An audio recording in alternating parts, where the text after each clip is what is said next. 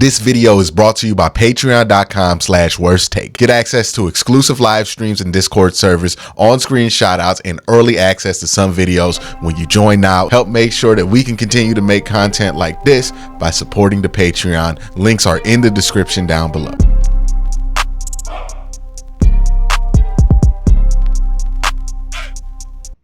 There are 4 Browns on this roster for good or bad reasons that I want to see more from this year than I've gotten to see.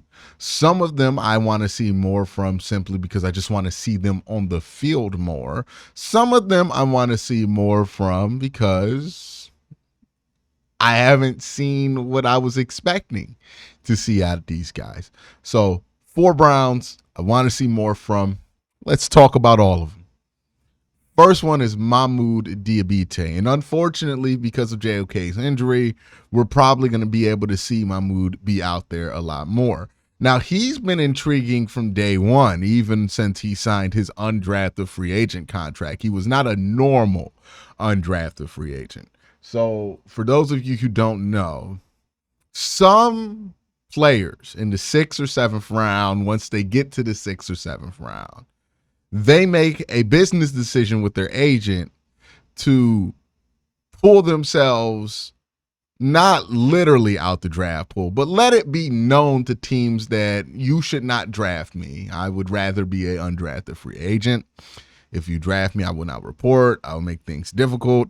Teams usually ain't trying to deal with all that shit for a 6th, 7th round pick, so they acquiesce. But some players choose to be undrafted instead of get drafted super late because they want to choose where they land.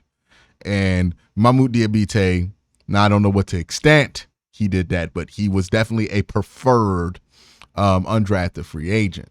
Brown spent more than the usual for an undrafted free agent. He was clearly a priority for the team as a undrafted free agent. It was the first one that they signed.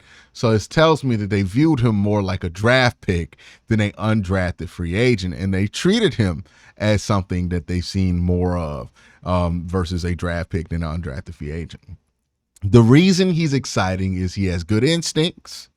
He's a really good athlete. He's a little bit light at linebacker, but the Browns like their linebackers a little bit lighter.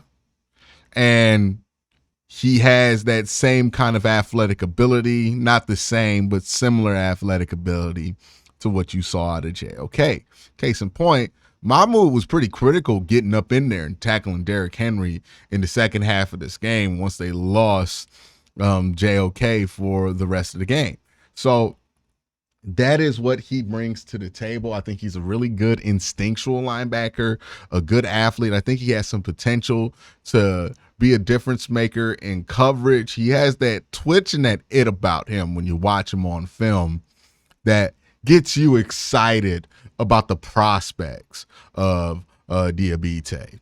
So that's the first player I want to see more from. And when I say more from him specifically, I just mean I want to see him be on the field more, right? I want to see him get more opportunities, and he will get this opportunity this week. Now, will he start? I doubt it. Maybe if Jordan Hicks comes back, Jordan Hicks starts. But it's probably going to be Devin Bush and maybe like Winston. Like, I don't know who else is going to be out there. Maybe he gets a chance to start, but more than likely he's going to be brought in rotationally, and I want to see what he looks like there. You can add Nathaniel Watson to this list because, like, I was so intrigued from what he did in the preseason that I do want to see him play more. Now let's talk about our number 2 guy, Martin Emerson. Now, this isn't a good one. Martin Emerson has played better than he did after the New York Giants game. I think that was the low point for him this season as a corner. It's probably the worst game he's ever had. But since that game, he has played better. He has had some moments, but he still isn't playing with that confidence of a playmaker that he was last year. Like, case in point, Denzel Ward may or may not play this week. And Martin's not playing at a level to where I feel super confident in him being the number 1 corner. That wasn't always the case with Martin. Last year, he was playing at such a high level that when Denzel went out, wasn't that big of a deal. I thought Martin could move over seamlessly. I need to see him get his confidence back. That seems like something that he lost a little bit with the rough start to the season. Slowly but surely, he's getting that confidence back, but he's not at the point to where he's confident trying to make plays right now. I think this week will be a good week for him, right? Because the matchups that they have at wide receiver to offer him are matchups that I think he can do well against. It's just a question of, will he play at that confident level? Will he play as physical and as strong as he usually does? He's been getting a lot better in zone lately, so that's a really good positive. And he is a primarily zone cover corner. And with Denzel being his status being up in the air, the Browns are probably going to play a lot more corner. But I mean, not corner, a lot more zone this week than man. So Martin getting his confidence back where it was and seeing him become a playmaker again, I think is going to be key here for the Cleveland Browns going forward for the rest of the season. And, in the future, because Martin Emerson is somebody that we were really excited about the prospect of him playing that well and being that good of a player 2 years into his career. He's hit his first real rough patch of his career. I want to see how he bounces back from that. And I expect him to bounce back from that. The third guy that I have here is another guy I just want to see hit the field more. Isaiah McGuire. I'm going to tell you some numbers about Isaiah McGuire that might surprise you. Isaiah McGuire has a pressure rate of 12.8%. That's third on the team, right behind Zadarius Smith. In true pass sets, he has a pass rush win rate of 31.8%. It's number one on the team. I believe it's second behind Myles Garrett. I think Myles is at like 35 or something ridiculous. But 31.8%, it's a big number. It's a good number. His run stop percentage is 7%. It's highest on the team. And he's the highest graded run defender on the Cleveland Browns at 89.9 with like 70 snaps. So it's not like he's getting these grades off of like 20 snaps or something like super small and insignificant like that. Every number I see about Isaiah McGuire, every time I see Isaiah McGuire out there, there's something there that I'm like, hey, man, how do you fit him into the rotation a little bit more? And it's hard for the Browns right now because they're trying to fit Mike Hall into the rotation, who showed some serious potential there as not only a edge, but also a three-tech. Well, not only a three-tech, but also like edge potential there. So you got to have to balance that with playing Isaiah McGuire. He's also behind Zadarius Smith. Although there's a lot of smoke around trading Zadarius, it doesn't seem like there's been a lot of movement around trading Zadarius outside of like online rumors of trading Zadarius Smith. So I don't think that's going to be the case. He's just in a rough spot to where he can't see the field. I think he should be out there more on rundowns. I think the numbers show that he's a better run defender than Zadarius Smith. And I would like to see him be out there just a little bit more often, right? Like, I think he has showed a lot of potential.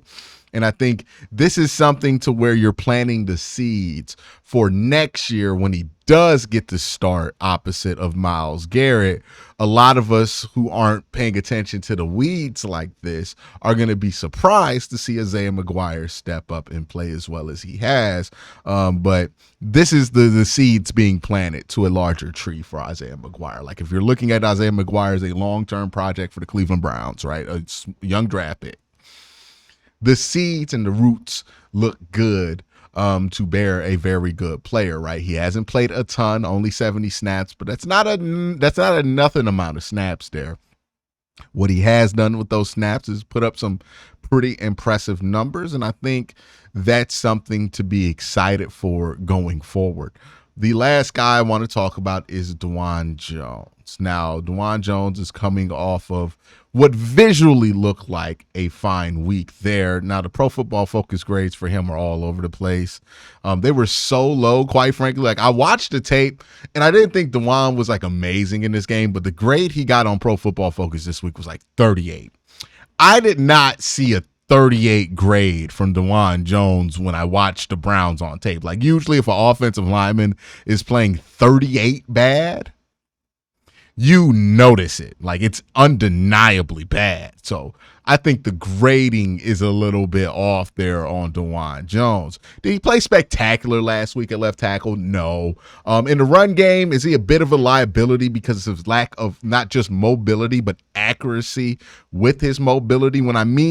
When I say that, here's what I mean.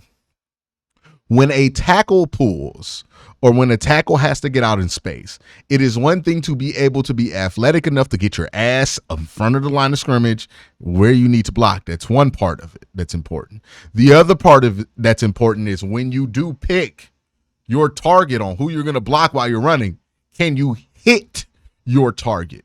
He's not good at that. He's not great in space. And it kind of limited the Browns' run game. And I think that's why you're seeing more and more of it get unlocked with Wyatt Teller and Jack Conklin being on that right side. Like he just has to get better at that. The run blocking needs to improve. The pass blocking stuff, I don't know if he's out of shape. I don't know if he just has bad habits, but sometimes he just doesn't get out of his breaks with enough energy, right? You'll see him like 5 plays in a row, really scooting out that break. And then on another drive, you'll see him not be able to scoot out of his break. And it doesn't really correlate with what you would think would be stamina related issues. I just don't know what the problem is there with with DeJuan Jones. So the run blocking needs to improve. The pass block consistency needs to improve. There's no doubt in my mind if DeJuan Jones plays consistent, he could be a premier tackle on the right side, potentially even on the left side for the Cleveland Browns. But I wouldn't be surprised this week if Jed takes back his starting role there at left tackle, and a lot of people are going to be upset about that. I think the truth is for the tackle position, at least with Jameis in there, is that it's just become a lot easier to hold up there if you're going to get rid of the ball quickly at the quarterback position and you're not going to be moving around a ton in the pocket. Now, this week they're going up against an edge rush at least that's a little bit more virile, right? You have Joey Bosa sometimes if he's healthy, and you have Khalil Mack, right? So definitely an upgrade from like Odafe Owe and Calvin Noy that they were going up against last week. So we're going to see how this team can hold up there. If DeJuan plays left tackle, it's going to be a bit of a challenge, right? Like an inexperienced left tackle going up against one of those veteran pass rushers, they're going to figure out how to take advantage of DeJuan not being comfortable on that side versus like Odafe Owe who struggles to take advantage of anybody. So DeJuan, we'll figure out what he is as a left tackle. I think the book's still open on that. I know PFF gave him a super low grade, but if you watch the game, you weren't really bothered by him at left tackle, so that leaves a really good impression. I want to see this week if DeJuan has to play left tackle. Now, it might just be the case that Jed is healthy and he starts again for the Cleveland Browns at left tackle. I wouldn't throw that one out the range of possibility just because of the run blocking stuff. Because as much as Jed's not a great run blocker, he is a better run blocker at this point than DeJuan Jones, especially in space. And that's not great for DeJuan because Jed's not great in space either. But that is what it is there. But I just need to see that run blocking improve, because if he can fix that and be more consistent, you have somebody who could be definitely a future right tackle and potentially a future left tackle. But that's my thoughts.